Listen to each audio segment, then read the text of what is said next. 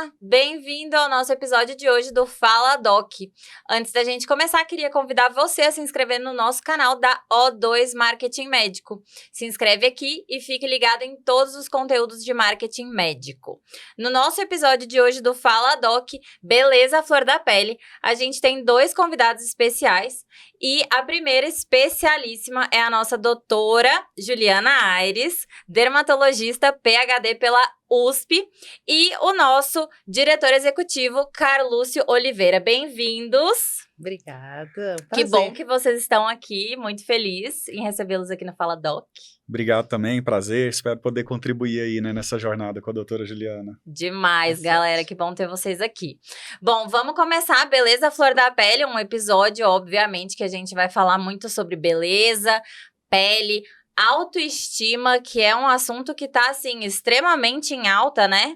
Doutora que pode falar bastante sobre isso, como é que tá lá no consultório? As pessoas têm procurado bastante por beleza, autoestima, eu tenho certeza, né, doutora?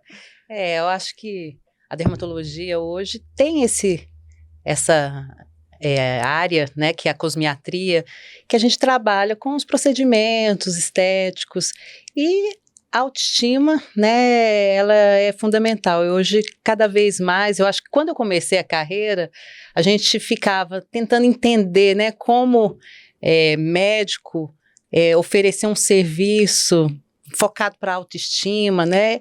Mas ao longo dos anos, eu fui vendo que é muito interessante como a melhora da autoestima, a gente desencadeia a melhora de todos os outros processos, né? Então, a gente vê pessoas, às vezes, por exemplo, a mulher na idade da menopausa, com aquela autoestima, né, caindo pelas mudanças, pela própria condição química, né, que são as alterações hormonais, e de repente ela começa a se cuidar, aquilo ali dá um novo ânimo, uma nova percepção da nova fase que ela está, e como isso é importante para a saúde daquela pessoa. Com certeza. E doutora, para a gente começar, me explica um pouco, por que a dermatologia? Como que a dermatologia surgiu na sua vida? Então, durante a faculdade, a gente, né, vai buscando aí os estágios, as iniciações científicas, e eu lembro que o meu pai, que é médico, ele sabia que eu gostava mais da área clínica, ele falava, olha com bons olhos a dermatologia, né, e nisso apareceu uma oportunidade de uma bolsa de iniciação científica na Dermato, e eu fui, assim, é a hora de eu conhecer, né, e nisso eu fui conhecendo, me identificando, conhecendo. Eu falo que durante a faculdade a gente passa por pessoas inspiradoras, né? E que essas pessoas às vezes mudam a vida da gente, porque a gente começa a se projetar, a ter aí, a buscar uma perspectiva de parecer um pouquinho mais com aquele exemplo, com aquela pessoa que é tão formidável que passou pela vida da gente. Sim, com certeza. Eu acho que nessa busca até a questão do mestrado, né? E passando também tanto a SBD quanto o mestrado, né? Então, quando eu comecei, e talvez realmente a minha iniciação científica foi a porta de tudo. Quando eu fiz a iniciação científica, eu peguei uma professora muito competente, querida, e a gente teve um trabalho com resultados muito bons, mesmo sendo para iniciação científica, né? E aí, correu aí o fim da faculdade, fiz a residência, e quando eu terminei a residência, falei assim, eu acho que é o momento, né, tinha essa possibilidade da pós-graduação, e foi quando ela falou, não, Ju, com esse trabalho, com esse pré-requisito, a gente consegue já pedir, na época eu fiz o doutorado direto. A USP, na época, abriu esse programa que tinha alguns pré-requisitos para você pular o mestrado e ir para o doutorado, né? E aí, como eu tinha essa produção científica já, ela solicitou, eu fui aprovada e aí eu fiz o doutorado direto. Foi uma torada, porque né, difícil, de repente você que já cai num doutorado que tem outro grau de complexidade, eu acho que tanto do tema, do tipo de trabalho, da escrita, né? Você escrever uma tese de doutorado, né? É muito mais complexo. mas conseguimos. Conseguiu. E ainda tem toda a formação, né? Todo o tempo de formação que leva para um médico, né? Ainda fazer um doutorado, assim, né? Que é um processo complexo, né? Sim. Com certeza a sua formação foi bastante extensa, né? São os 6 anos da faculdade, aí a residência, né, na Dermato. Pelo menos na minha época era exigido o pré-requisito ter residência também de clínica médica, então eu fiz clínica médica e só depois aí eu entrei na Dermato, né?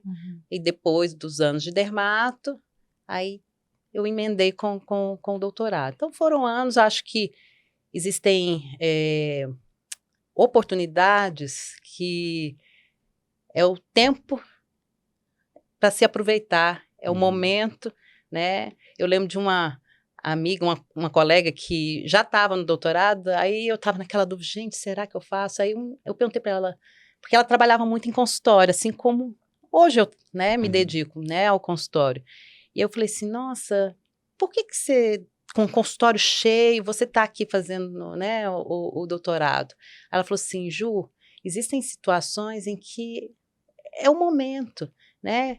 Tá aqui, você tem essa possibilidade, tem essa facilidade de ter e ainda fazer com a pessoa que você trabalhou tantos anos, porque lá na frente, se você precisar desse título, você parar tudo e voltar vai ser muito mais complicado. Então aproveita, faça, né? E depois com esse título você define os caminhos que você vai seguir, né? Então eu acho que foi mais ou menos isso. Eu busquei estar preparada para as escolhas que viessem a surgir e eu pudesse escolher.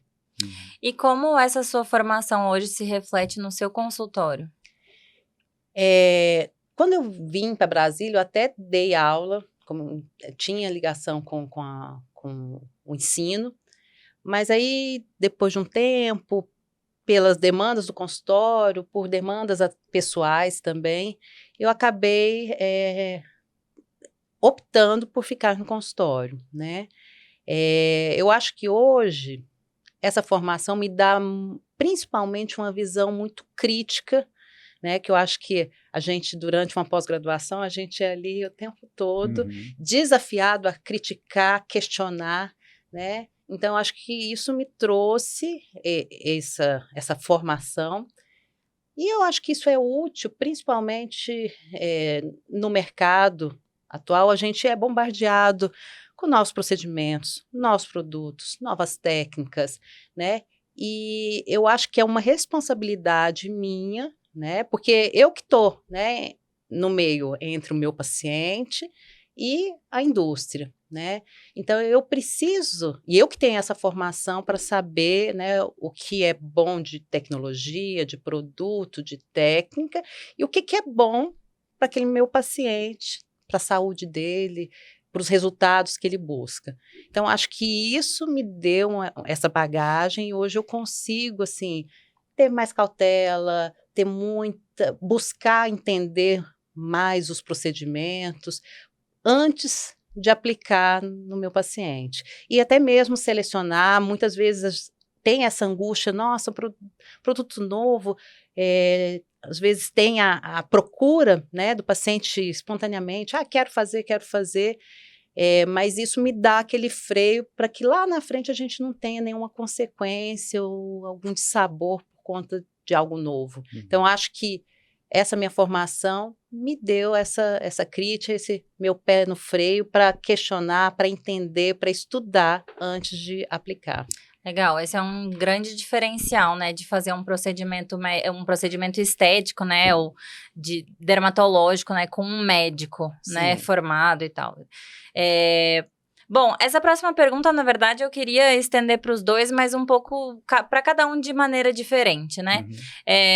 Doutor, eu queria saber como que foi, né, a sua transição, né, de clínica, né, dermatologia a gente sabe que tem muito a ver com a parte clínica, né, de doenças de pele, etc. A gente sabe que a formação dermatológica também tem muito a ver com essa parte, né? E eu queria ouvir um pouco do Carlúcio também, como é que você vê dentro do mercado os dermatologistas, especialistas, né, fazendo essa transição da parte clínica para a parte estética.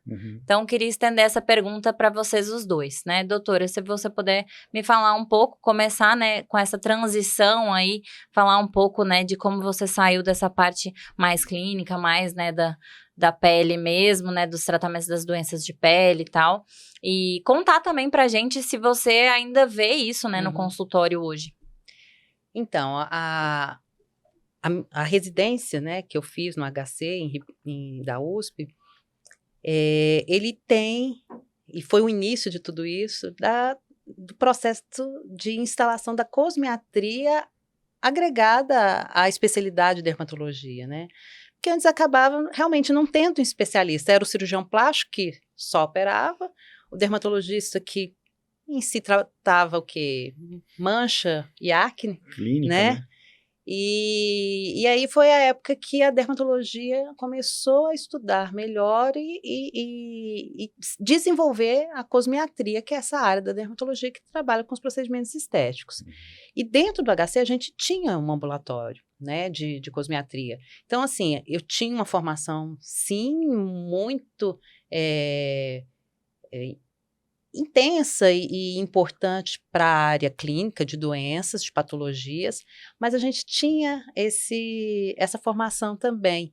Foi o início de tudo, né? Então a gente foi o início do Botox, o início aí dos preenchedores, a gente já apareceu cada tipo de preenchedor que estavam entrando no mercado, os lasers estavam começando, a gente chegou a ter dentro do HC um laser que na época, nem as clínicas às vezes tinham, né, isso disponível, essas tecnologias disponíveis. E, então, a minha formação, eu considero assim, que abriu o leque para todas as áreas. Dentro do consultório, eu, sinceramente, claro, a grande maioria é estética, mas eu atendo e gosto muito da parte clínica, né? Hoje eu trato desde a mãe que vem, né, fazer um procedimento estético e ela me fala, meu filho está com acne, posso trazer? Posso. A minha mãe está com a mancha, ok, vem.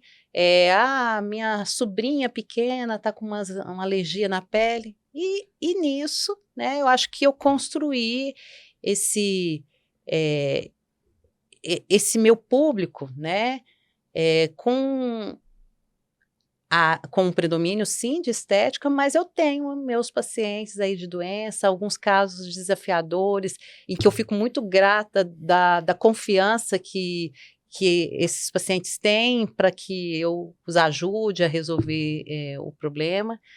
E eu acho que isso dá é o desafio, né? Eu acho que a estética tem muito porque a gente tem que estar sempre atento com novos procedimentos, mas as doenças fazem também com que a gente fique ali alerta, a estudar, a buscar novas soluções. Hoje o mercado com uma gama nova de medicações que estão vindo para doenças que a gente até então tinha muita dificuldade de controle, né?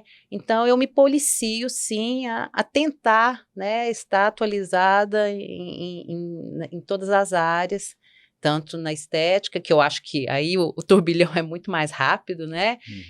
Mas eu acho que as patologias faz parte da minha essência também, da minha formação, e eu acho que ela me dá um gás a mais para eu buscar ser melhor. Legal. E só antes de passar para o Carlúcio, quais são esses casos desafiadores, se você puder contar, assim, um pouquinho, assim, sobre algum que você tem visto, assim, porque eu fico sempre curiosa, eu sempre quero saber, o que você tem visto, assim, no consultório que tem sido, assim, bem desafiador para você? Olha, eu já tive algumas doenças bolhosas, né, que trazem um desafio de controle, algumas calvícies, umas alopecias, assim, graves, extensas, que também exigem aí a dedicação. Por incrível que pareça, parece que não, a acne é uma coisa comum, mas existem casos bem graves de acne, né, que a condução ali tem que ser muito próxima. Então, eu também já tive. E as que a gente chama as farmacodermias, né? Isso é uma coisa comum de aparecer no consultório e muitas vezes também dão um pouco de trabalho, porque às vezes não é tão simples você encontrar o agente, às vezes são pacientes que têm várias medicações, aí para você, até você chegar naquela que causou aquela alergia, às vezes algumas alergias são extensas, graves. Então, até as complicações também, né, por injetáveis, né, dos procedimentos. Sim, aí é a parte que às vezes aparece, né, que são as complicações dos injetáveis, né, não que isso não possa acontecer, né, comigo, eu acho que só não acontece complicação com quem não faz, né, à medida que você vai fazendo, o seu N aumenta, claro que também vai aumentar as complicações, mas, assim, a taxa de complicação que eu tenho hoje é mínima, mínima. E ainda bem eu nunca tive nenhum caso maior ou grave, mas eu acho que o fato de conhecê-las, né, faz com que eu tenha aquela prudência e aquele cuidado, assim, extremo, para que eu não me depare com elas, né? E eu falo até em relação, assim, com o aumento do mercado, né, de profissionais do mercado não médicos, então imagina, se você tem toda essa formação tão robusta, você está mais apta para resolver essas complicações que o próprio mercado traz. E que às vezes ele foi lá, não sei, no biomédico, nos outros lugares, lugar, né? E aí sim vai procurar um dermatologista na hora de resolver o problema, né? E a gente escuta muito isso, né? Fez lá e depois, chegou um ponto, procura o médico, né? E eu acho que a responsabilidade, e eu acho que em qualquer processo, né? A gente tem que, eu só vou até onde eu consiga dar conta, inclusive, da complicação, né? Porque não é simplesmente fazer, né? Eu tenho que fazer e se der errado, eu também tenho que saber desfazer. É o processo todo, né? É o processo todo, né? Então, a gente está tendo, sim, essas complicações de injetáveis que nos procuram. São pacientes que chegam muito fragilizados, chegam... Poxa, principalmente se for no rosto, né? Sim. Assim, o rosto é uma coisa que é muito difícil de esconder, Sim. né? Se for no lábio, por exemplo, eu já vi alguns casos de complicação no lábio, a pessoa fica com o lábio preto, né? Parece assim que necrosou o lábio, é uma coisa horrível, fica muito feio. Muito impactante, né? E aí eles chegam, e assim... aí que eu acho que vem a formação médica também, né? Que não é... Eu tenho que acolher esse paciente, né? Eu tenho que dar um suporte e tentar resolver. E eu acho que é o mercado que vai determinar aí as opções, as escolhas, né? Porque é isso, é um processo, não é só fazer, né? Eu tenho que estar ali apta para qualquer intercorrência que houver naquela cadeia. Legal. Carlúcio, conta para nós, como é que tem sido essa mudança dos dermatologistas, né, da área né, clínica para a área dermatológica, né? Eu até posso falar assim um pouco como paciente, né? Às vezes é até difícil encontrar um dermatologista para a área clínica, né? Às vezes a gente tem um problema. Eu tive há um tempo atrás uma dermatite bem séria e é difícil encontrar um dermatologista. Verdade. É bem difícil. Analisando a história da doutora Juliana, a gente vê assim, quando você formou, doutora, a cosmiatria era uma subespecialidade, né? Então existia ali grandes áreas e a cosmiatria uma delas. Então houve um tempo em que a cosmiatria era um grande diferencial, né? E o que a gente percebe é que com o passar do tempo a gente tem que considerar um fator que mudou, na minha opinião, drasticamente essa forma de dividir, que é o papel da indústria, né? Então, a gente vê, hoje a gente pode observar tanto a indústria de injetáveis quanto de tecnologias, como elas influenciam e, na minha opinião, meio que marketizou, comercializou uma subespecialidade que tinha um propósito muito legítimo, que era a autoestima. Então, ao comercializar isso, você tem toda uma... Como é que eu ia dizer? Como em toda tecnologia, obsolescência programada, né? Então você faz uma tecnologia e ela tem um poder de eficácia X. Passa-se uns anos, essa tecnologia agora tem 2x. E aí o médico se vê meio que o dermato, meio que refém. Porque ele passa a ter, em paralelo, o paciente começa a se sensibilizar que, olha, eu quero, tem essa avidez por novas tecnologias, por novidade, pressiona o médico. Doutor, eu quero, surgiu esse tratamento, eu quero. Aí vai, faz, tem uma certa eficácia. Passa um pouco, não, agora tem esse outro, não, eu quero também. Então, é um efeito manada, onde a gente percebe que, olha, o médico ele tem que ter esses medicamentos injetáveis, preenchedores, toxinas e tudo, e também essas tecnologias. E isso meio que comercializou ao ponto de tornar o negócio dermatológico muito mais rentável. E aí a gente pode combinar num paralelo que quem é mais ou menos da época da doutora fez essa transição. Hoje, um residente que sai da dermatologia, ele já sai com uma visão comercial muito mais afiada. E ao ponto de, olha, eu já tenho um departamento de marketing enquanto eu era residente, já para construir o nome dele ali, e todos esses esforços pensando na estética, porque é uma área mais rentável. Beleza. E o que aconteceu fora da dermatologia? Essa mesma indústria viu que tinha mercado também nas outras especialidades. Então, um dentista, um não dermatologista, sei lá, um otorrino que quer, né, enfim, atuar na face e tudo. O que aconteceu? A subespecialidade, que era algo muito exclusivo, a cosmiatria como subespecialidade exclusiva da dermatologia, esses medicamentos, esses recursos passaram a estar disponibilizados para quase qualquer um profissional. Hoje, biomédico está apto a fazer uma aplicação de toxina, um dentista e tudo. O que aconteceu? A subespecialidade, que era algo muito exclusivo, já não é um grande diferencial na dermatologia. Hoje, é tão engraçado isso que a gente vê um movimento contrário. Hoje, o dermato, por exemplo, que se intitula um imunodermatologista, porque não tem essa subespecialidade, né? Mas aquele profissional que domina ali o manejo de doenças raras, imunomediadas, tem se colocado se posicionado no mercado como um cara diferenciado.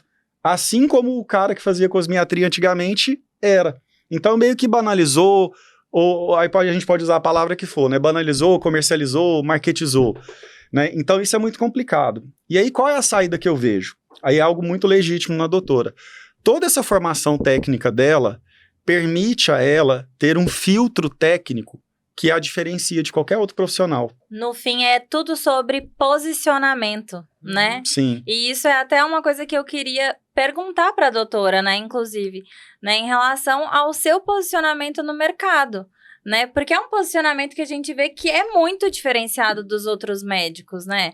Assim, em relação a até mesmo, assim, essa questão da beleza não tem idade, que é uma coisa que a gente pensa muito, né, em relação a, por exemplo, trabalho de tecnologias, por exemplo, né, marketização de procedimentos, né, mas eu não faço só procedimentos, eu trabalho com clínica também, eu atendo desde o filho, que foi uma coisa que você falou aqui agora, até a mãe, né, não é tipo só aquela mulher de 30 a 45 anos que quer procedimento, é tudo sobre posicionamento. Sim, e eu acho que essa mudança de mercado, você falou exatamente isso, né? A gente, na época, eram poucos que faziam a cosmiatria, era uma subespecialidade aí que necessitava uma dedicação maior, um investimento maior, e de repente, realmente tomou um rumo, né, muito comercial, né? E aí eu tô fazendo, eu acho que a outra transição, né? Eu fui para o lado de ter a cosmiatria, eu acho que o mercado escolhe, né? O paciente, se eu não fizesse bem, meus pacientes não voltariam, né? Então, Com acho certeza. que o próprio mercado foi ali me selecionando. Não fui eu que coloquei a placa assim, só atendo estética ou só atendo doença. Não. O próprio mercado e os meus próprios pacientes foram vendo, não, eu gostei, eu quero fazer outra coisa, eu quero continuar, mas eu tenho esse público que vem por conta das doenças. Então, eu acho que, pelo menos na minha percepção atual, eu acho que o meu posicionamento, eu tenho que mostrar todo o investimento que eu fiz, né? tanto na parte de patologia quanto na parte de Sim. cosmiatria, né? Então, e isso me deixa muito satisfeita, né? Uhum. Entregar um serviço, né? E não só ali específico, único, mas também de toda, por exemplo, toda a família ali, todo mundo confiar em mim, né? Então eu tenho esse vínculo hoje, principalmente com famílias, né?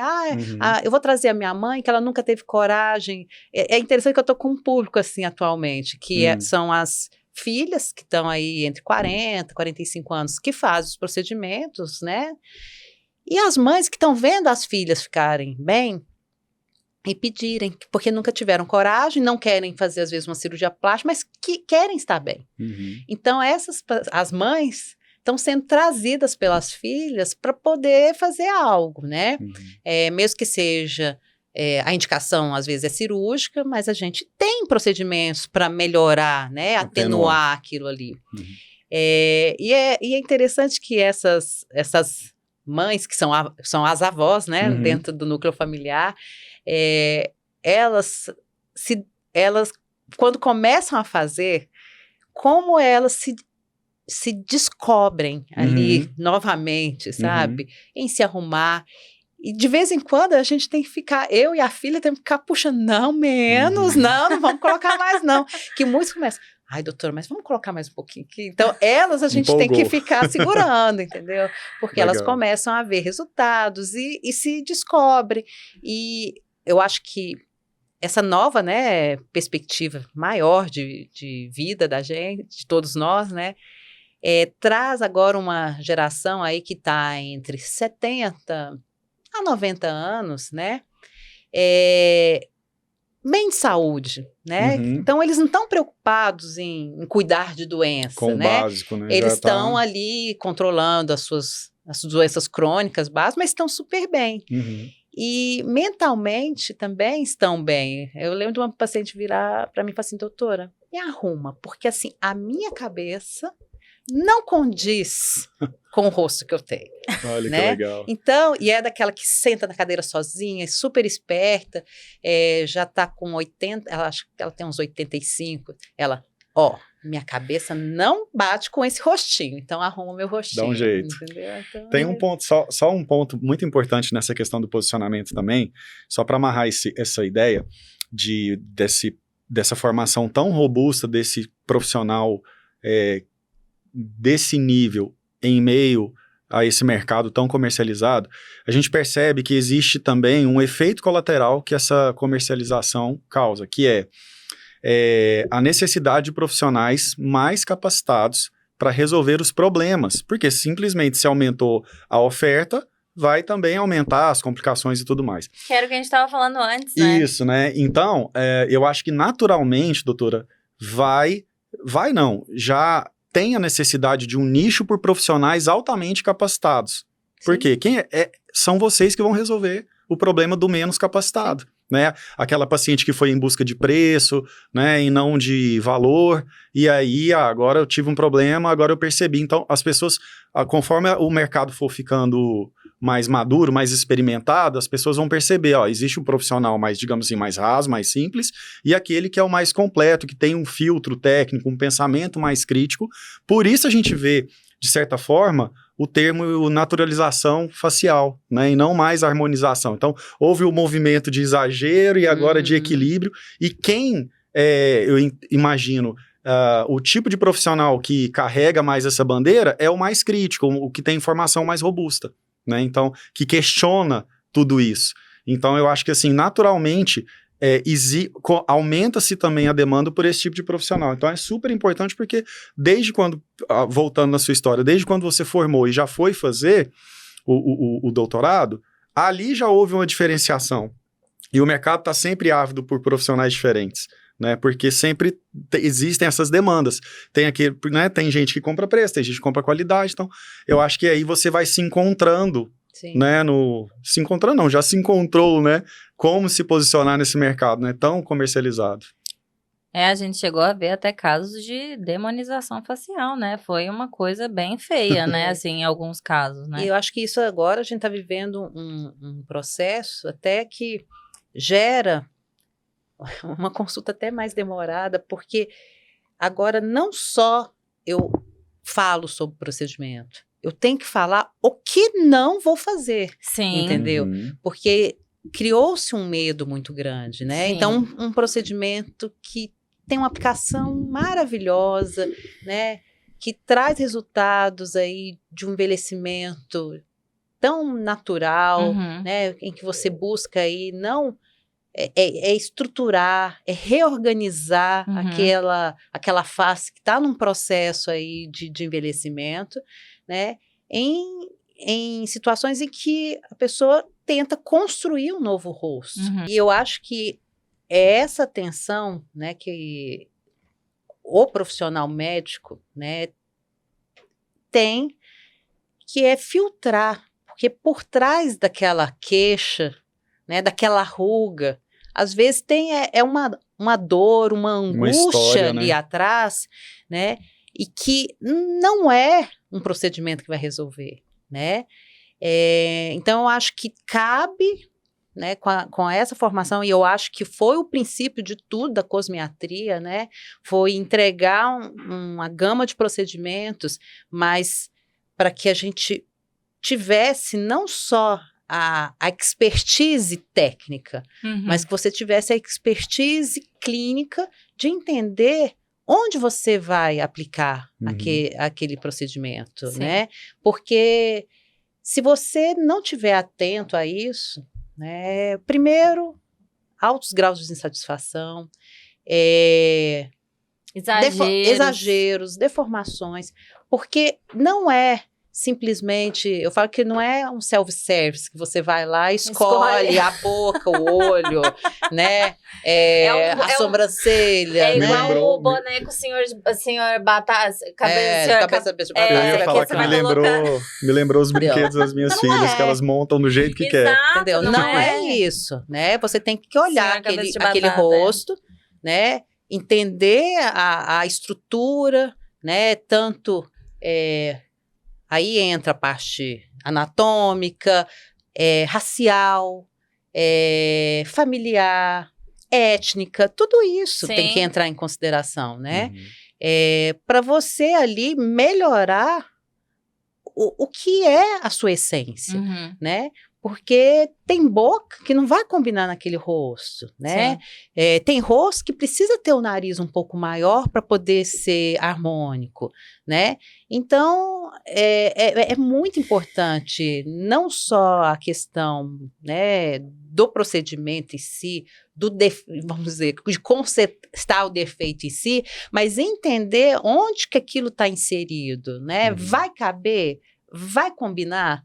E né? todos os defeitos precisam ser corrigidos também, né? Não, também assim, tem defeitos que fazem ali também você ser quem você é, né? Sim. Também não precisa ter pele Barbie, ser 100% simétrica, perfeita, maravilhosa, né? Eu acho que também é o que dá a característica, porque senão seríamos todos iguais. Isso, exatamente. Né? As nossas, a individualidade, né? A incrível, né? Capacidade aí das pessoas serem, né, diferentes umas das outras, com suas características, é justamente por detalhes, né? Porque todo mundo tem olho, tem nariz, tem boca, tem orelha. A receita é a mesma, A receita é a mesma, né? Então, o que vai mudar é o refinamento de cada um, né? Doutora, agora uma pergunta pessoal, se me permite. Depende. Vamos ver. Doutora, como você se vê envelhecendo? Como eu me vejo envelhecendo? Não, eu ainda estou numa fase que eu ainda tô você tô tá curtindo. Maravilhosa. Daqui a muitos anos. Mas assim, é interessante assim, você ver as mudanças, mas eu acho que é muito importante a questão de você entender que aquilo é um processo, né? E que não é buscar a perfeição, né? Eu toda vez que eu vejo alguma situação, vou dar um exemplo simples. por exemplo, me incomoda? Cabelo branco. Gente, por quê, né? E parece tudo na frente, né? Ele não aparece aqui atrás, ele aparece aqui na frente. Então, mas eu penso assim, nossa, que bom, eu tô com cabelo, né? Então, eu acho que é a história do copo meio cheio, meio vazio, né? Eu acho que a gente tem que exercitar isso. Sim. Sempre. Nós, como indivíduos, né? E é a resposta que eu dou sempre para meus pacientes. Falo assim, olha, você está envelhecendo porque você está vivendo, sim, né? A Marilyn Monroe é linda no nosso imaginário até hoje porque ela morreu jovem, sim, né? Então, a gente tem a imagem dela linda, maravilhosa, a diva. As que envelheceram, todas elas passaram pelo processo. Nossa, olha como ficou, né? Então, é isso, né? Eu acho que tem ganhos muito grandes, né? Em se envelhecer.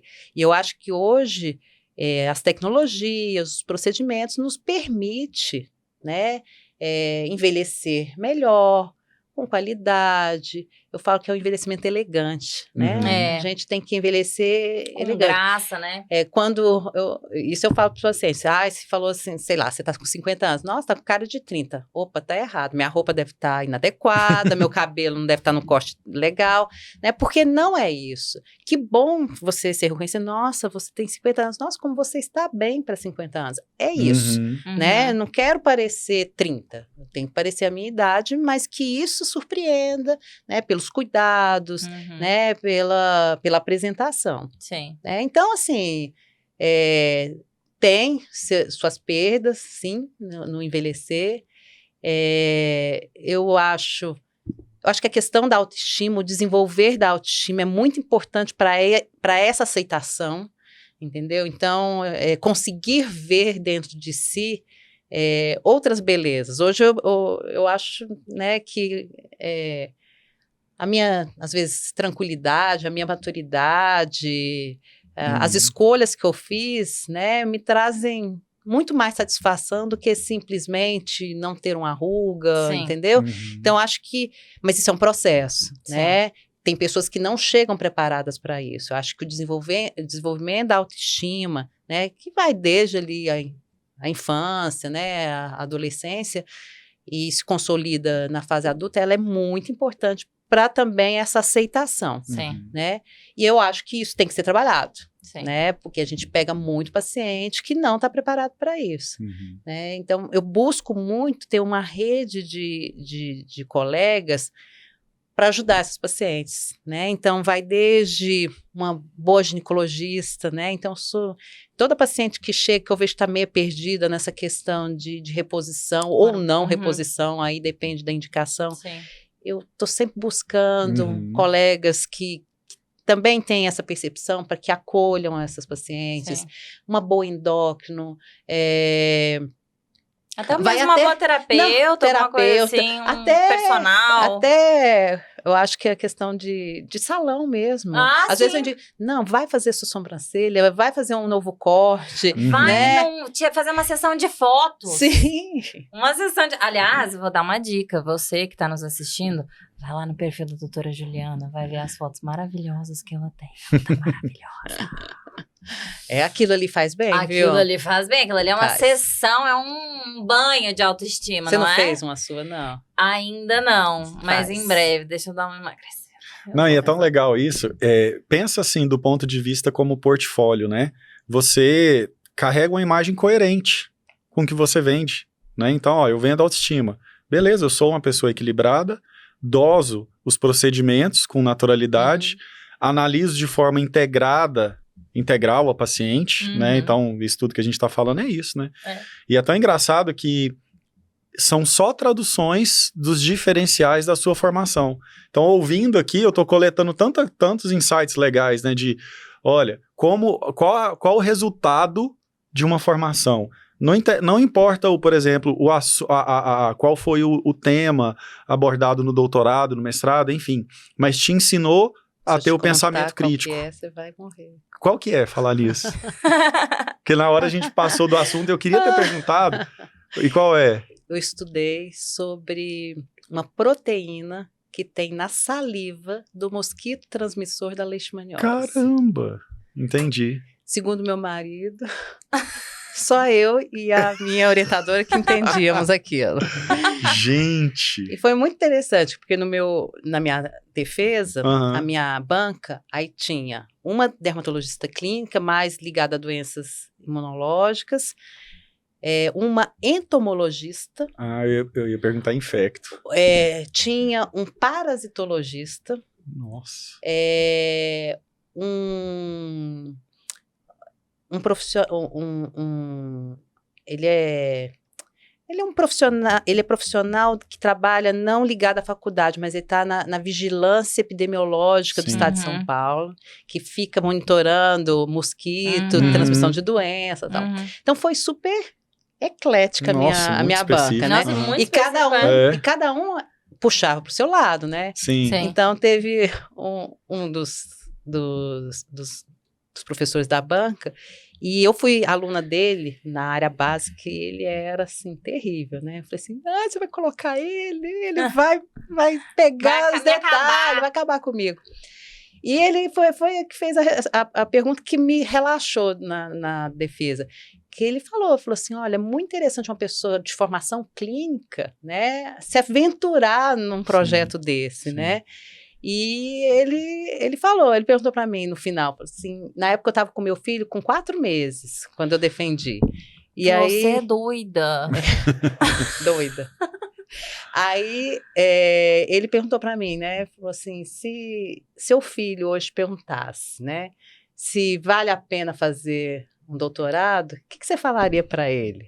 Aí eu falei para ele, falei assim: olha, porque ele colocou isso, né? O que Aham. eu como clínica aquilo, né? Aham. Né? Eu falei assim: olha, eu falaria para ele fazer, porque assim,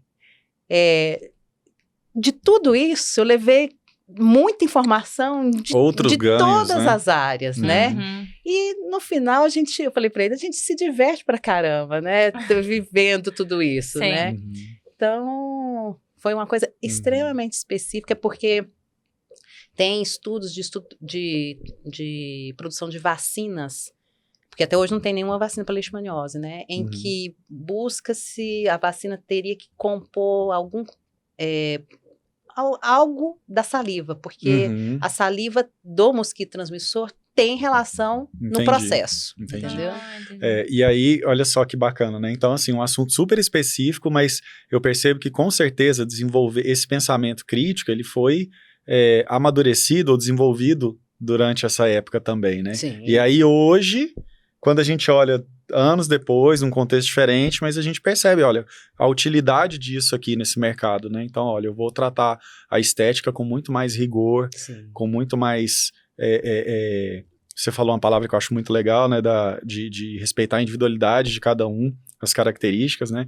Então, eu consigo ver a ligação, sabe, entre uma oportunidade, né, e o que isso, como se traduziu, né, na prática clínica, na estética hoje, quer dizer, né? Sim. O É muito legal. podcast é quase um onboarding 2.0, né? Quase como, né? É a gente reconhecendo o nosso cliente de novo, né? E engraçado Assim, que eu muito tenho, legal isso. eu sempre achei muito legal, doutora, ela sabe disso, eu já falei disso, de como ela tem, assim, uma maturidade do que ela quer e do que ela não quer dentro da dermatologia, né?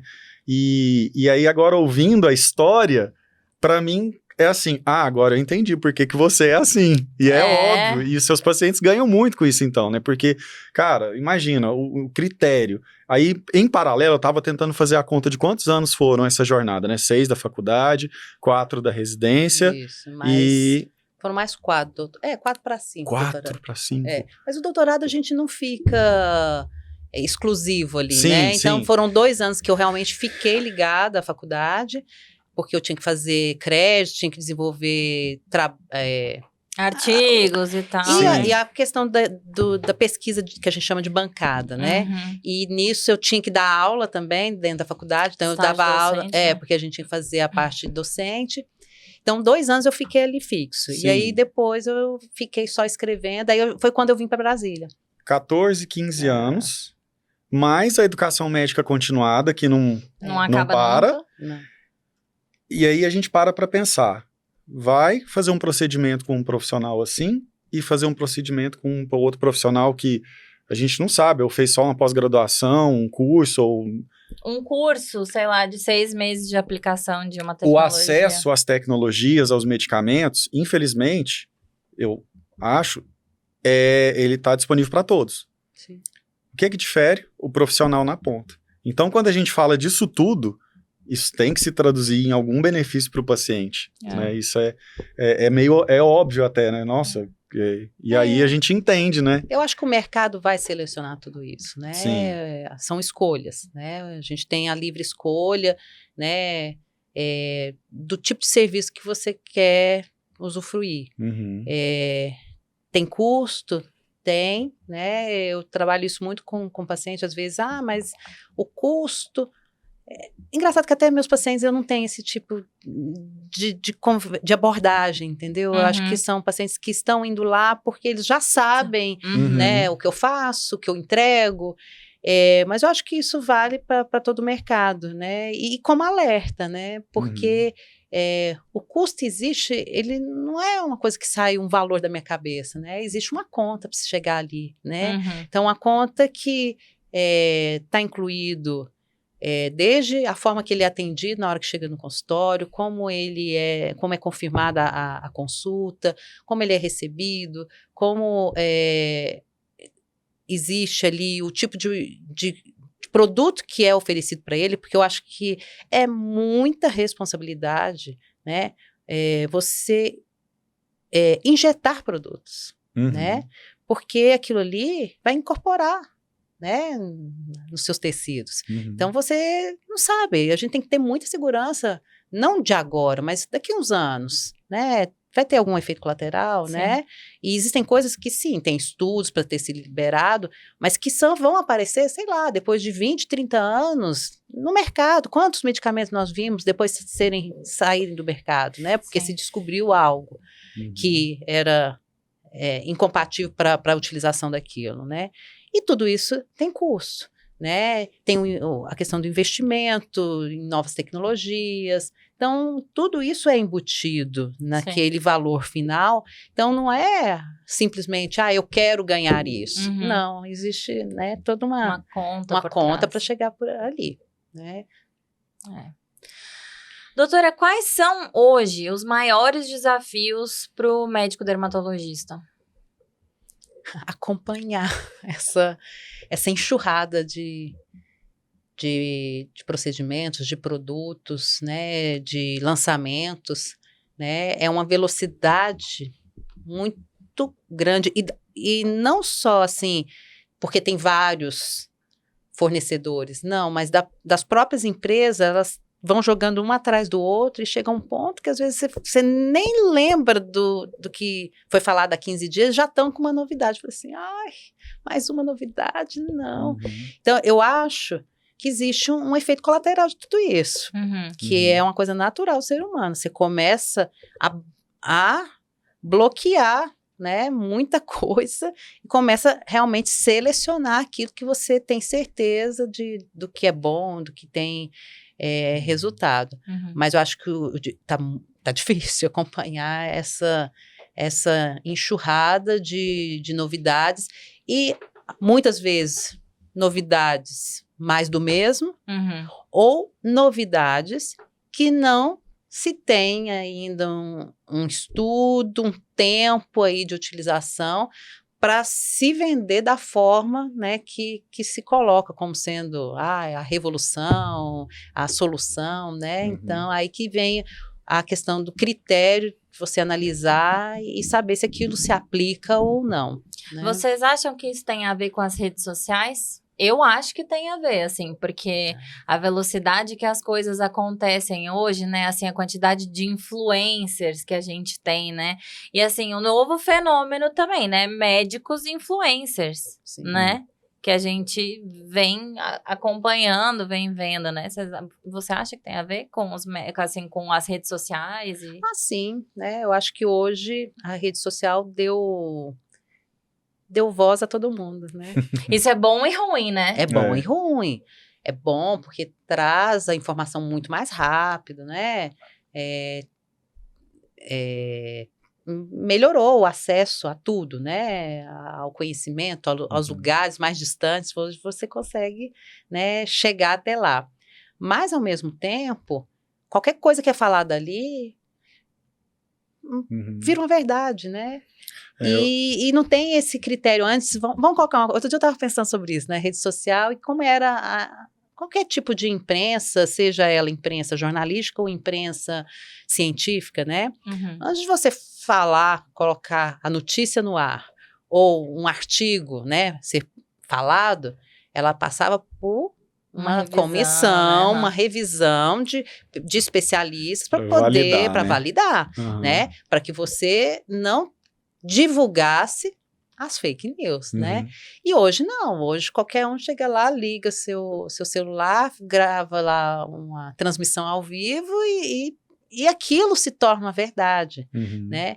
Então, isso eu acho que tem muito perigo, né? Hoje a gente está aí propensa a se submeter a situações aí que não tem embasamento nenhum, não tem estudo nenhum, que podem te levar a ter um risco maior no futuro por conta dessa facilidade, né? Então, se abriu, todo mundo tem voz, né?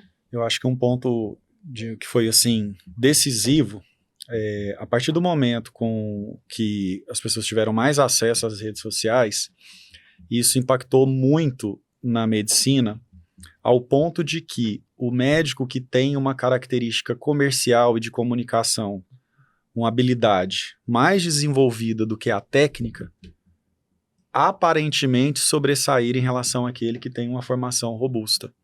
Então, com certeza, um efeito colateral é esse. Então, a gente vê hoje consultórios lotados de médicos que têm, né, todo um traquejo ali, uma habilidade, e muitos têm buscado essa formação até, e aquele, às vezes, ali, perfil professor, pesquisador e tal, sem, aparentemente, tanto sucesso no negócio, no consultório enquanto um negócio, né? Então, isso demonstra, assim, claramente uma inversão. E a tendência que a gente vê, tanto a rede social quanto outros canais, tem sido uma plataforma para tornar, talvez, a dermatologia como uma área de consumo, porque esse sentimento que você tem aí de dificuldade de acompanhar é o natural de qualquer área de consumo. Pensa num telefone, todo ano tem um, né? E eu vejo gente que Eu fiz essa mesma analogia mental aqui, quando você estava falando das tecnologias e tal, que toda hora lança é igual um telefone mesmo, Sim. que todo ano lança um, ou, sei lá, cada 6 meses lança um. É difícil acompanhar, né? Parece que o anterior logo fica obsoleto, aí você fala assim, ai, não quero mais. E aí, outro ponto, por exemplo, interessante, que eu sempre fiz analogias, dietas. O mercado de dietas, digamos assim, toda hora não tem uma novidade.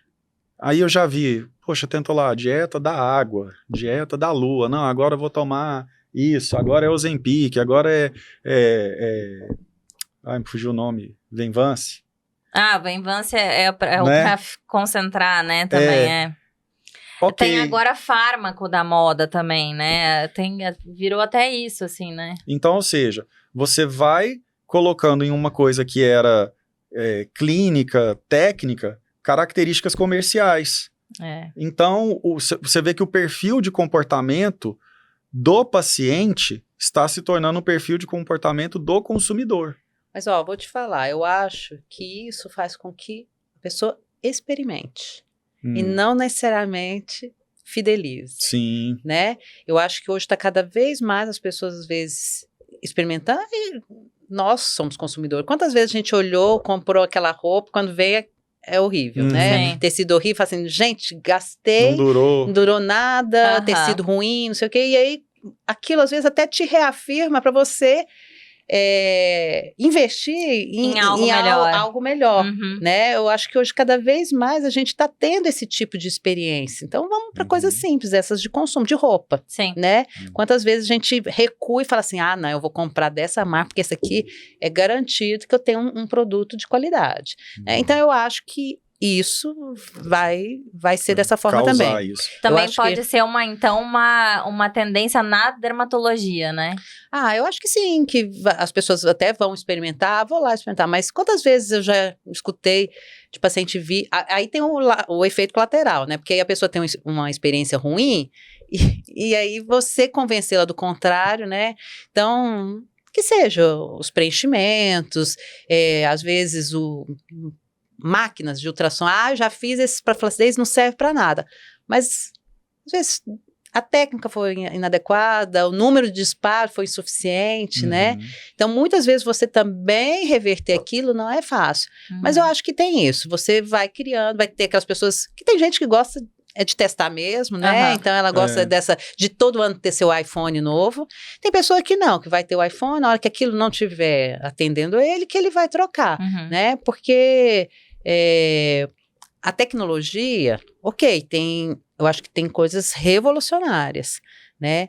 Mas eu acho que o operador, não adianta nada eu ter um iPhone super moderno, se a minha incapacidade técnica de manipular o instrumento, né, não for adequada, né? Então é a mesma coisa, né? Máquina, você pode ter a máquina super top, mas se o operador não tem, e não é só treinamento, né? Porque hoje cada vez mais a gente vai vendo, né, que as máquinas, quanto mais tempo você tem ela nas mãos, você vai explorando e vai tirando coisas muito boas dela, né? Eu lembro muito de uma dessas professoras que eu tive, que a gente perguntava, né, residentes, professora, qual que eu compro, né, se tiver que comprar um laser, qual que é o melhor? Ela fala assim, o melhor é o que você tem.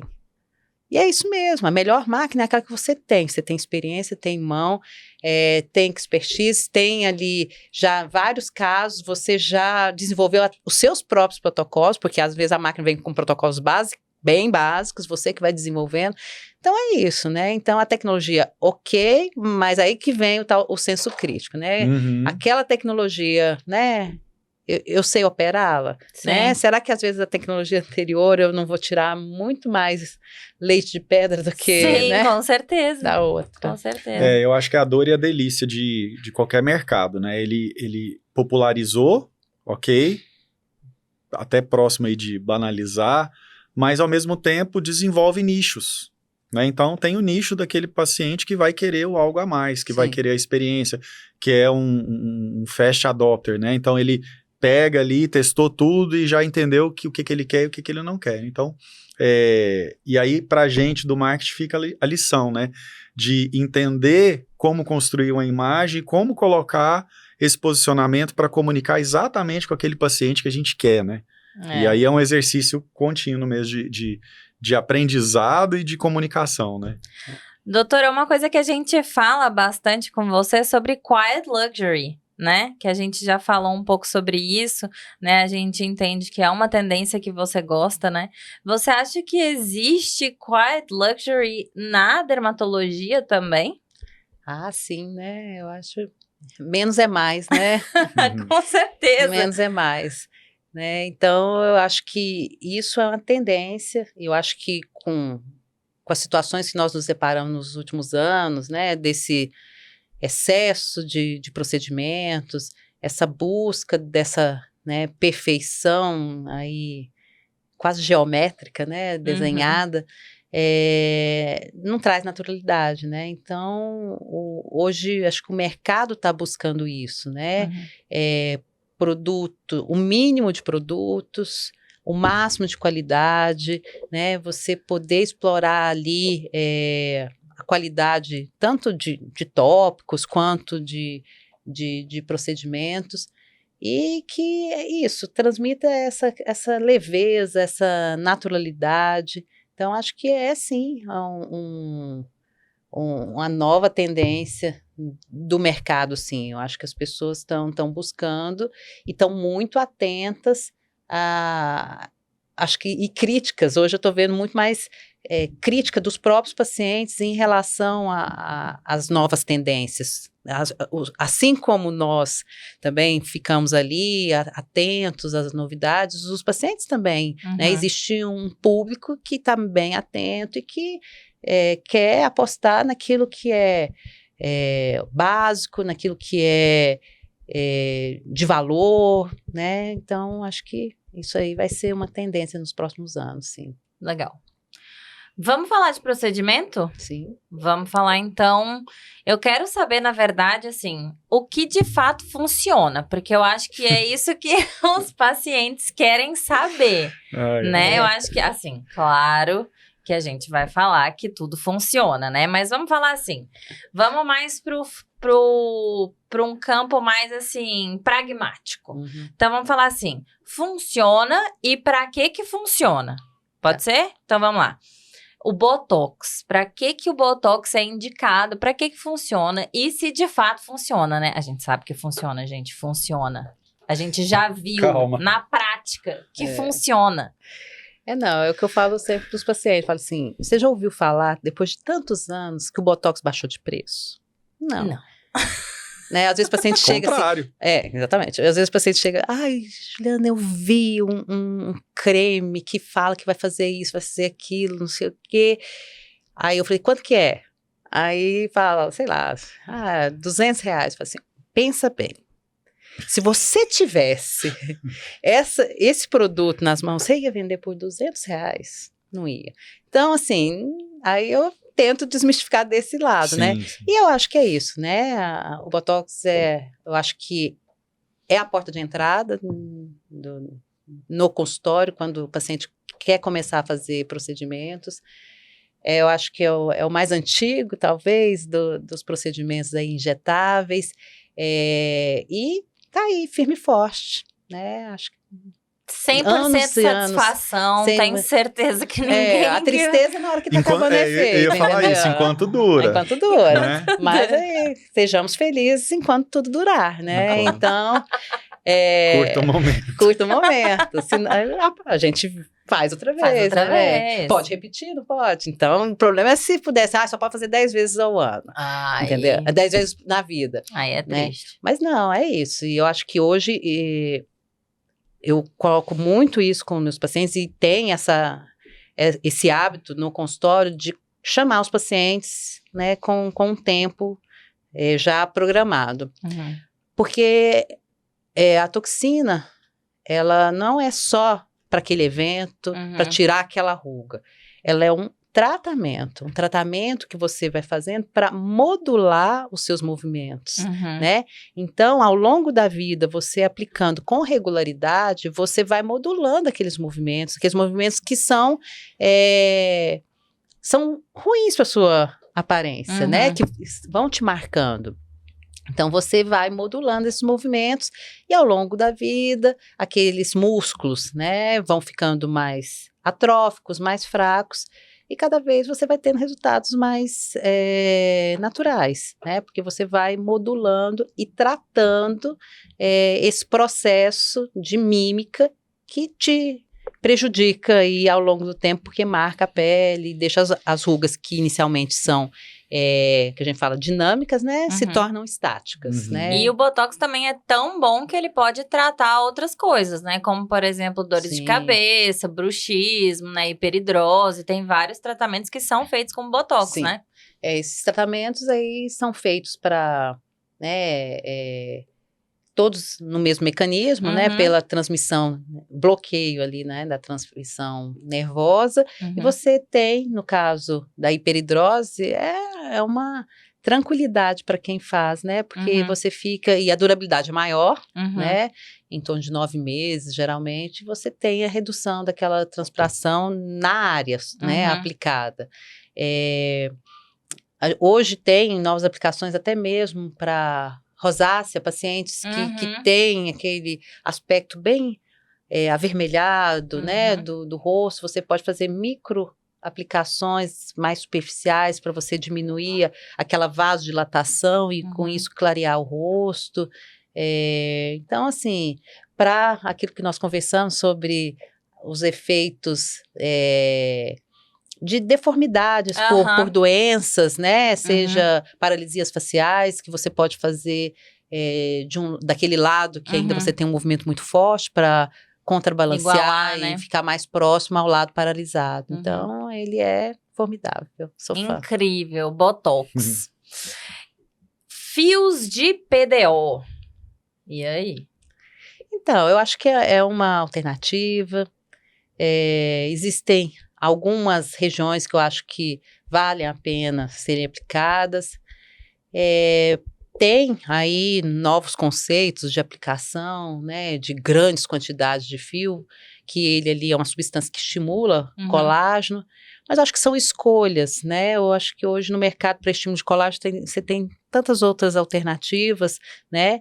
Então, o fio de PDO é mais uma, né? No meu conceito, eu acho que são em áreas localizadas, específicas, acho que tem coisas muito mais fáceis, rápidas, às vezes até o custo no final acaba saindo até melhor para o paciente, que você pode estimular colágeno da mesma forma. Para tração, no seu consultório, você não usa? Não faço tração, não acho que, até hoje eu não vejo que um fio que você vai passar ali naqueles tecidos, vai agarrar, vai grudar e vai ser suficiente para segurar, né? Eu explico sempre para o paciente que o cirurgião plástico, né, quando ele vai fazer um lifting, ele tem que abrir, tem que descolar tudo e ele vai dando, né, pontos para poder fazer essa tração. Então, o fio de tração, às vezes ele traz um resultado ali no início, né, mas depois não consegue sustentar, ele não tem essa capacidade tão grande de tração e prolongada. Bioestímulo de colágeno, tá muito na moda, né? Muita Sim. gente fala sobre bioestímulo de colágeno, é bom mesmo? Sim, eu acho que o bioestímulo de colágeno, hoje a gente tem vários produtos aí no mercado, né, para essa aplicação. Pode ser feito no rosto, no corpo, né? Hoje também tem muito aí a aplicação em corpo, principalmente nádegas, né? Para você melhorar contorno, melhorar a qualidade ali da pele. E eu acho que é uma tendência aí de crescimento no mercado, para que eu falo que ele te poupa preenchimento, né?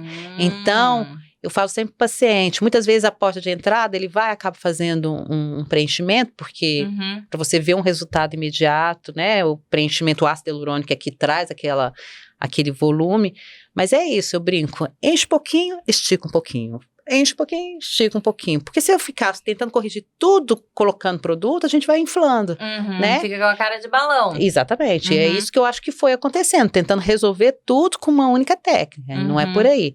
E o estímulo de colágeno, ele não é só o efeito lifting que ele traz, ele melhora também qualidade de pele, né? Então eu acho que o global dele, ele traz resultados agregados muito bons, né? E de uma forma natural, né? Não é, né? Isso eu coloco muito paciente, principalmente no início do tratamento, não é um resultado que você vai voltar daqui 15 dias, eu vou tirar foto, você vai falar assim, uau! Não. É um processo, longo né? prazo.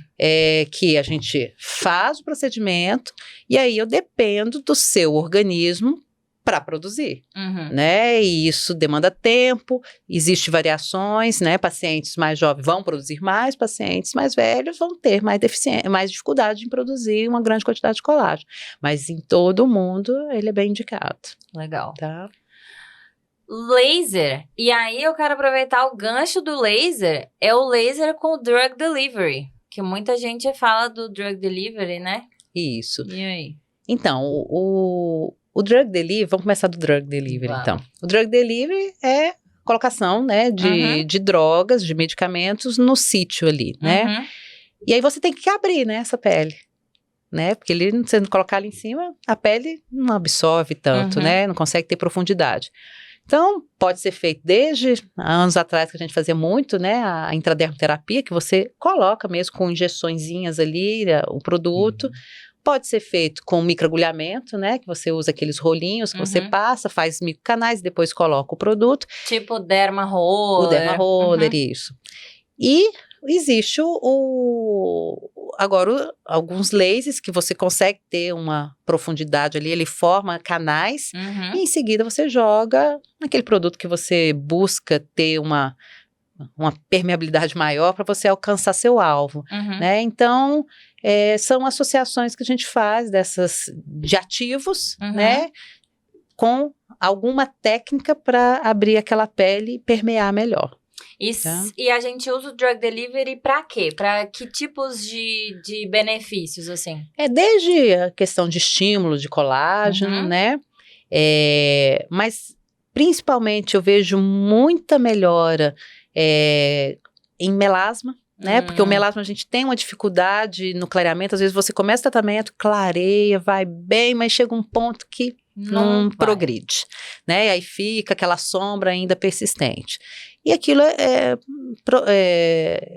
pigmento mais na profundidade, né? Então, quando você associa, né, alguns procedimentos com drug delivery, com clareadores, você consegue atingir esses alvos e ter um resultado melhor. Cabelo, a gente está fazendo muito, né? Que você antes fazia era com injeções, né? Eu acho que tem alguns casos que talvez ainda vale a pena, porque a injeção você coloca no sítio, né? Você não tem ali perda, né? Mas é muito sofrido. Então, os lasers... Cabeça, né? Os lasers vieram, que você faz e o próprio laser por si só também tem efeito nessa regeneração, e depois aplica o produto. Então, deixa eu aproveitar para colocar um pouquinho de pimenta. Teria algum aparelho que você, principalmente nessa parte de lasers, né? Que é onde a gente percebe assim, que tem um volume de lançamentos muito alto, né? E, consequentemente, eu imagino que deve pressionar muito vocês, e até o próprio paciente, né? Pressiona também. Teria algum aparelho que você não recomendaria? Não recomendaria? Eu acho que não é o aparelho que eu não recomendaria. Eu acho que é a indicação, né? Eu acho que todo aparelho, se bem indicado, ele vai ter benefício. Tem seu valor, né? Tá? Então, eu acho que é a questão da indicação. E aí voltamos lá na parte clínica, né? Então, é você entender aquela pele, a necessidade daquela pele, né? Então, assim, vou dar um exemplo que é às vezes comum de acontecer. O melasma não pode ser qualquer laser aplicado no melasma. Tem laser que depois vem um rebote que é muito difícil de você depois tratar, né? Então, é tudo isso. Até mesmo o laser que é indicado para melasma, se você não tiver um manejo ali, o conhecimento, né, técnico do aparelho, né, não só o protocolo, mas tem a questão técnica, porque cada paciente varia, né, de acordo com o fototipo e tal. Se você não souber usar a energia adequada, ele também pode ser ruim. Ele pode ser muito bom para uma, mas o mesmo aparelho pode ser muito ruim para outra pessoa, e às vezes por conta da técnica ali aplicada. Tá? Eu pergunto, porque assim, a gente vê, tem até algumas situações engraçadas, e eu mesmo já passei por algumas que assim, acho que eu vou contar da minha que vai ficar mais legal. Mas eu tenho cicatriz de acne, né? E conheço muitos médicos e tudo, e uma vez uma médica, não vou contar quem, né? Lógico, uma dermatologista falou assim, Carlos, vamos fazer tal procedimento. E eu falei, tá bom, vamos, né? Isso me incomoda um pouquinho, vamos ver o que dá, né? E aí a gente fez. A gente fez derma roller, Foi aquela vez que você ficou com a... Que eu fiquei muito pior do que o Kiko. eu não tem como mostrar a imagem, senão vocês ia acabar com o podcast aqui. Vocês iam rir. Mas fiz derma roller, peeling de fenol.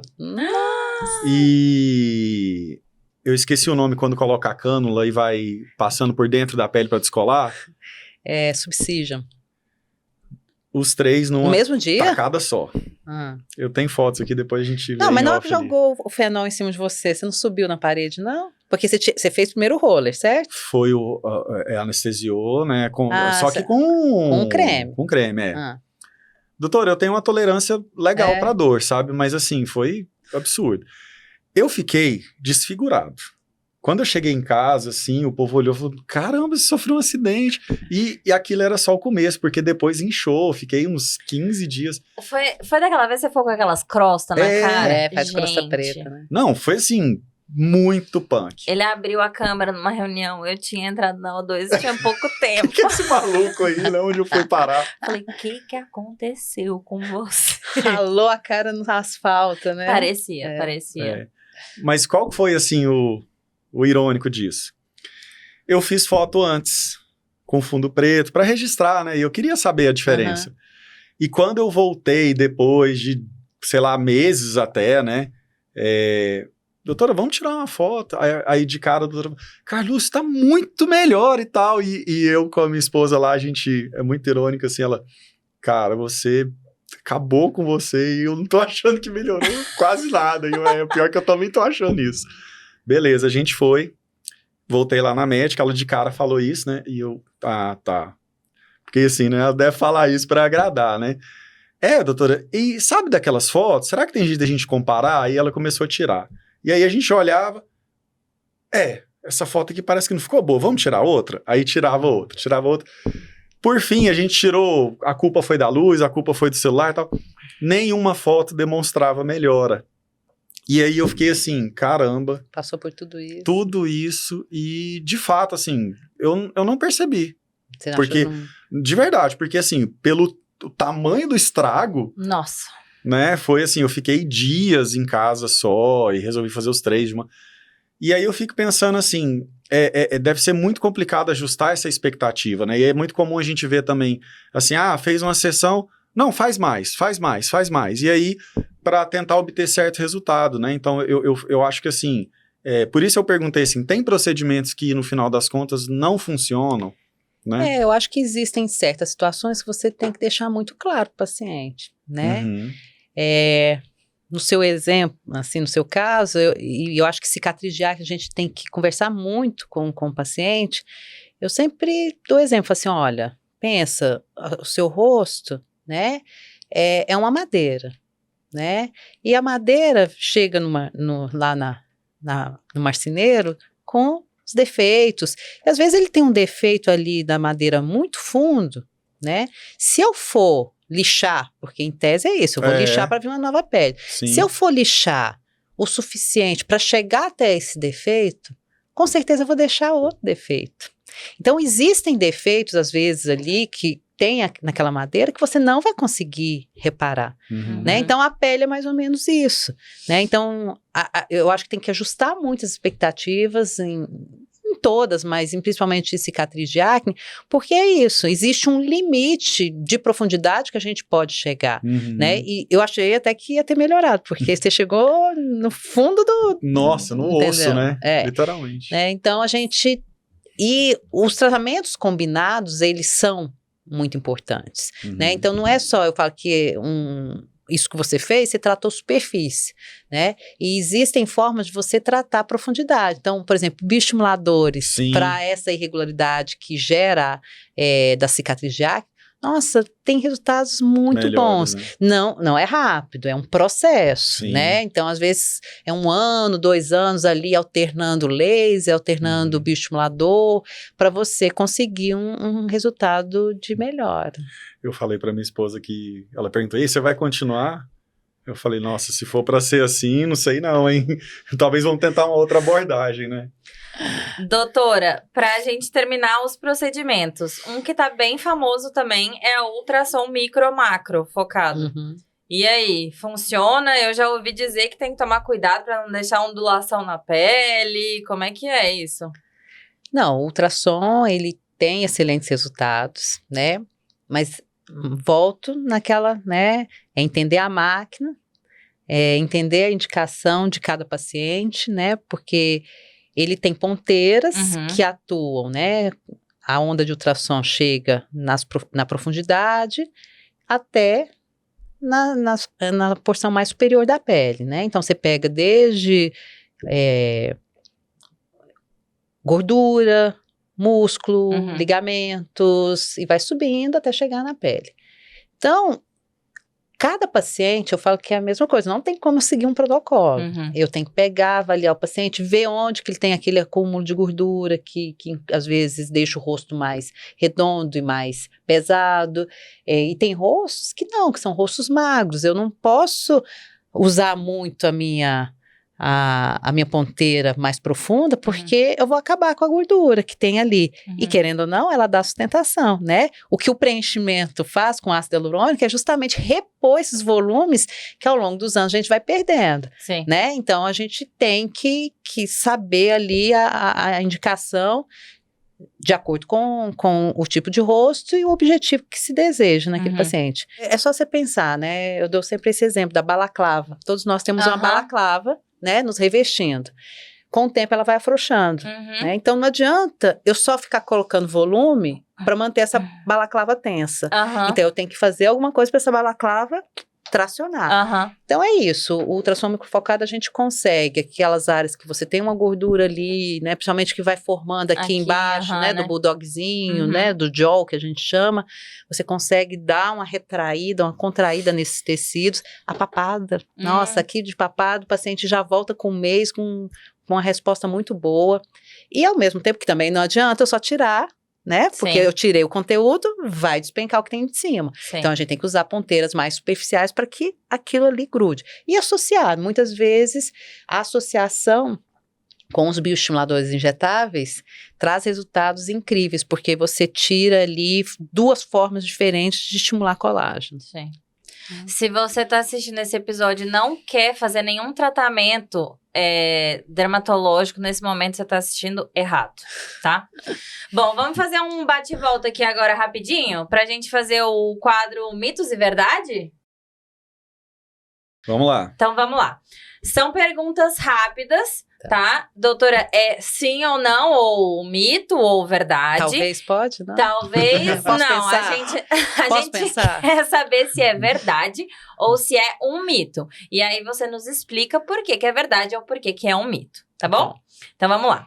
O primeiro é: pessoas acima de 70 anos não tem mais conserto. Se você tem 70 anos, acabou pra você, não adianta mais fazer procedimento dermatológico. Isso é um mito ou isso é uma verdade? Um mito.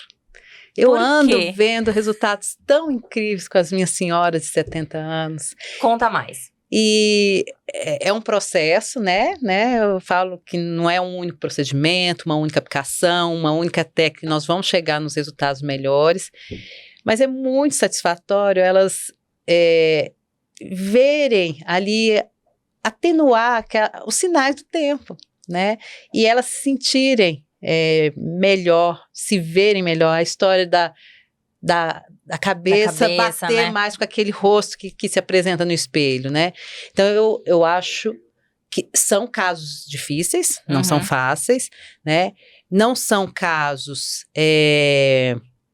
perfeitos, maravilhosos, de que você vai, né, aquele antes e depois, assim, formidável. 70 com carinha de 20, não. E não é esse o objetivo, né? Então, mas assim, são resultados muito bons. Às vezes, só o fato de você tratar a pele desses pacientes, elas já rejuvenescem muito. Às vezes falta até a questão básica, de cuidado de pele, de clarear, tirar manchas. Isso pode ser com laser, com luz pulsada, né? E junto com isso, claro, os outros procedimentos. Mas assim, eu acho que minhas pacientes de 70 estão super felizes. Então é mito. Se você tem 70 anos, com certeza você ainda tem muito pela frente e os tratamentos dermatológicos podem te trazer muita autoestima. Botox não tem efeito preventivo. Nós conversamos sobre isso é mito, tá? Não, o Botox, pelo contrário, hoje cada vez mais a gente tem que esclarecer aos pacientes que o Botox ele não pode ser feito somente para a festa de fim de ano, para o casamento de alguém. Não, o ideal é que a gente faça com regularidade. Então, é muito importante a regularidade, porque se você faz uma vez por ano, aí o que acontece? 4 meses ele tá lá com o músculo parado, né, seguro, e depois os outros meses ele volta a fazer musculação e ele volta a ficar forte, com a ruga forte novamente, marcando cada vez mais. Então, Botox, ele é curativo, mas ele é preventivo principalmente. Doutora, preenchimento sempre deixa a pessoa diferente do que ela realmente é? preenchimento sempre deixa a pessoa diferente do que ela é? Não. Sempre? Não, de maneira alguma. Né, o preenchimento, primeiro é muito importante a avaliação do formato de rosto, é importante respeitar aquele formato, não é mudar, não é transformar, e sim é sustentar aquele rosto. Esse é o objetivo do preenchimento, é sustentar, repor volumes que a gente vai perdendo ao longo do tempo. Claro, sim, aplicar em rugas específicas, todo mundo se incomoda com o bigode chinês, né, com a linha de marionete, com a olheira, com o lábio, ok, são áreas específicas que a gente vai aplicar, mas preservando a característica daquele rosto, né, tudo aquilo que você tenta mudar, né, ou seguir algum padrão, às vezes não combina naquele rosto, porque existe um formato, uma etnia, são questões às vezes até raciais que você tem que respeitar, porque senão não dá match, entendeu? E foi o que a gente falou antes, né? Nem sempre o preenchimento, se ele for bem indicado, né? Que é justamente o que você tá falando e o que você falou antes, né? Se ele for bem indicado e bem feito, né? Que é uma tecla que a gente tem batido muito aqui nesse episódio, ele não vai te deixar diferente do que você realmente é. Né? E é a questão da técnica, a questão da escolha do produto, né? Para cada área tem um produto específico, porque os ácidos hialurônicos, às vezes as pessoas nem sabem disso, tem diferentes tamanhos de moléculas, tem diferentes capacidades de volumização, né? Então, você tem que saber também escolher o produto, né? Tudo é individualizado, né? Desde a indicação, o uso do produto, as características que têm que ser respeitadas em cada paciente. E outra coisa que eu gosto muito, fazer em etapas, né? Às vezes a pessoa busca aquilo e quer resolver de uma vez, mas não, e não é só uma única técnica que vai resolver seu problema. Então, a associação de técnicas também traz um resultado bem favorável. Uma dúvida rápida, o preenchimento demora para você ver ele no lugar certinho ou já na hora você já vê como vai ficar o resultado? Na hora você faz, tanto é que a gente já faz a foto em seguida, né? Mas com 30 dias que eu acho que é o resultado melhor. Final. Porque você tem, nos dias seguintes, o produto puxa água, então existe uma distensão por conta de volume, né, de água mesmo, e o produto, ele tá ali, às vezes em bloco, você até palpa, né, o produto, e ao longo do tempo ele vai incorporando, né, e você, depois de um mês, raramente você consegue individualizar o produto, você vê que ali tem um efeito expansor, preenchedor, mas você não consegue individualizar o produto. Já fica mais uniforme, né, na pele. Tá bom. Então, isso é um mito. Nem sempre ele vai te deixar diferente. Então, pode fazer preenchimento desde que com a pessoa certa. Sim. Cicatriz de acne não tem conserto. Esse é pra você. Eu acho que não. Até hoje ninguém arrumou. Pelas minhas experiências, já fiz CO2 fracionado, eu não contei a história toda. Já fez CO2 também? Já fiz CO2 fracionado, Erbium. Né? Você já fez muita coisa, hein, Carlos? Só que tudo pouco, assim. Tipo, fiz uma sessão aqui, outra ali. Entendi. Entendeu? E aí, doutora? Não, existem cicatrizes de acne que não vão ter uma solução completa. Com certeza elas vão melhorar, né? Mas tudo depende da profundidade, né? Se você teve uma acne muito grave, com profundidade ali de inflamação e formação de traves e cicatrizes muito profundas, ok, os procedimentos dão uma aliviada naquilo, mas ele às vezes não consegue voltar à pele, porque existe uma desestruturação, né? Imagina a pele que são camadas, né? Você tem a acne, você tem uma inflamação em toda ali as camadas, você forma cicatrizes, né? Fibrose. Então, por isso que tem as ondulações, porque as cicatrizes vão formando ao longo daquelas camadas. Então, você não consegue reconstituir aquilo. Então, você consegue, às vezes, soltar um pouco mais a cicatriz, né? Então, sim, existem, às vezes, cicatrizes de acne que a gente não vai ter uma recuperação completa, mas, com certeza, alguma melhora a gente consegue, sim. Então a gente chegou na resposta que você queria. Essa resposta é depende. Depende. Depende. Doutora, alopécia não tem cura. Então, existem algumas alopécias, né, que são doenças autolimitadas, que podem ser autolimitadas, né? Não vou entrar no detalhe de diagnósticos, né, mas existem algumas que você pode usar medicamentos e o próprio organismo, por ser doenças mediadas, imunomediadas, ela pode chegar um momento que a gente chama que esfria e o processo regride, tá? Mas existem as alopecias, né, mais relacionadas aí com carga genética, questões hereditárias, e que vão progredindo. Então, a gente pode diminuir a velocidade ou até mesmo estancar ali o processo. Mas parou de tratar, ela volta ao seu processo normal de evolução, né?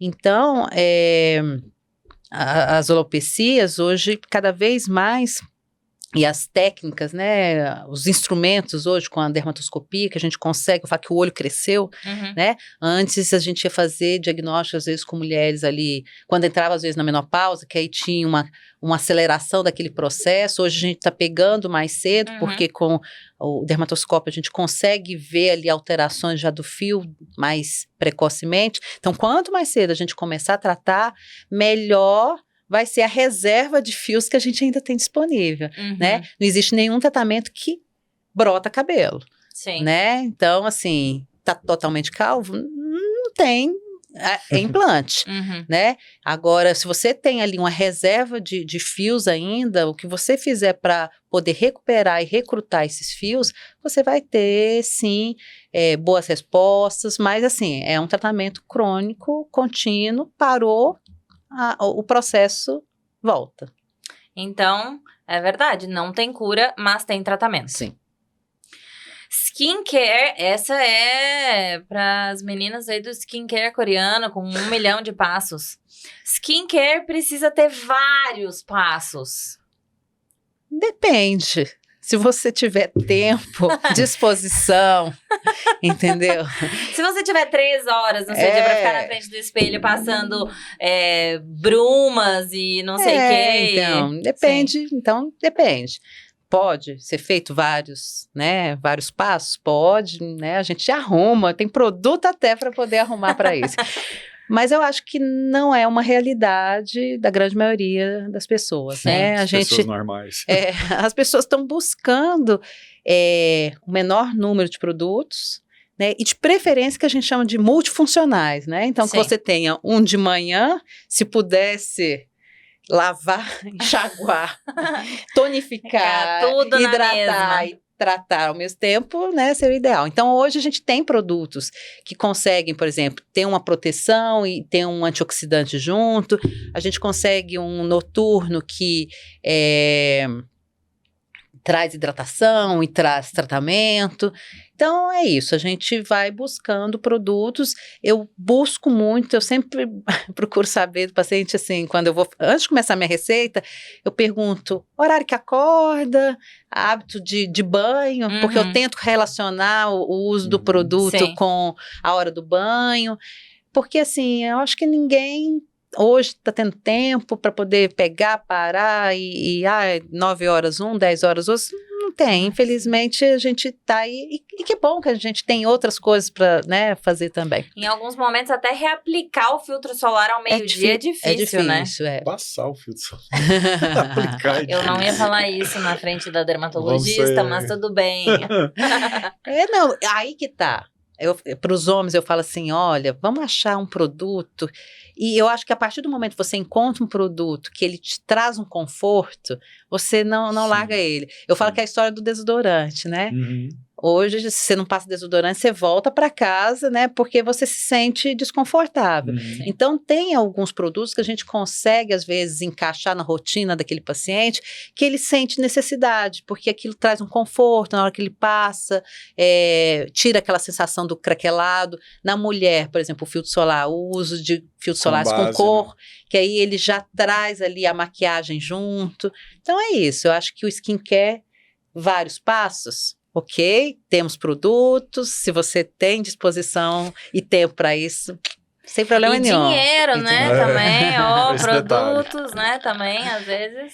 Mas eu acho que hoje é investir isso no menos é mais, né? Menos é mais, Investir, e eu falo isso muito para os pacientes, às vezes a gente investir num produto de alta qualidade, durabilidade, estabilidade do produto, né? Porque aquele produto às vezes dura, 5, 6 meses aberto, ele tem que ser estável para a gente usá-lo até o final. Um produto também que não seja descontinuado, né? Pela empresa também. Às vezes tem alguns produtos que são descontinuados, isso é muito chato.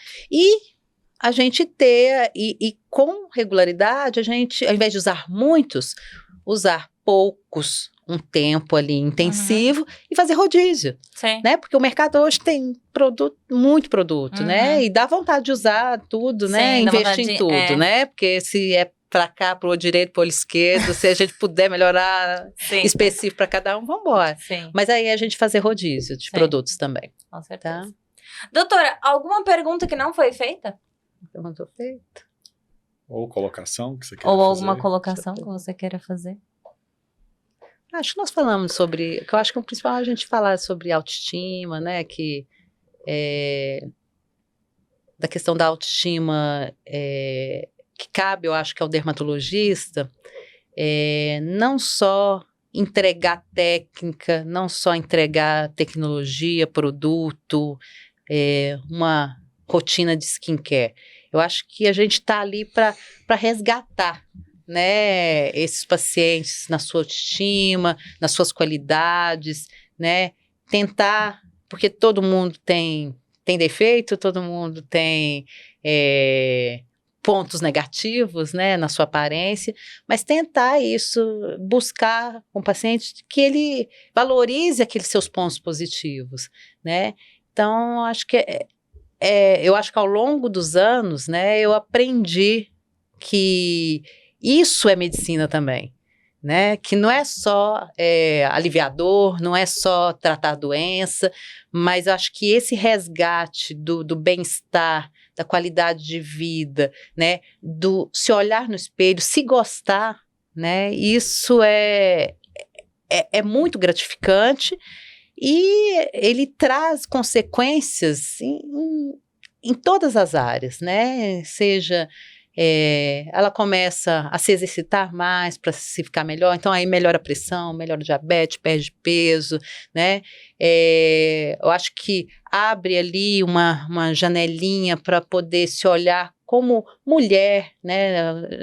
E acho que os homens também, eu acho que eu tenho histórias muito interessantes assim no consultório, que eu via de tanto mulheres e homens que estavam assim, se abandonando, às vezes estavam ali vivendo um momento pessoal ruim, né, seja profissional, seja pessoal, e que buscaram ali, e aquilo ali acendeu um autocuidado, né.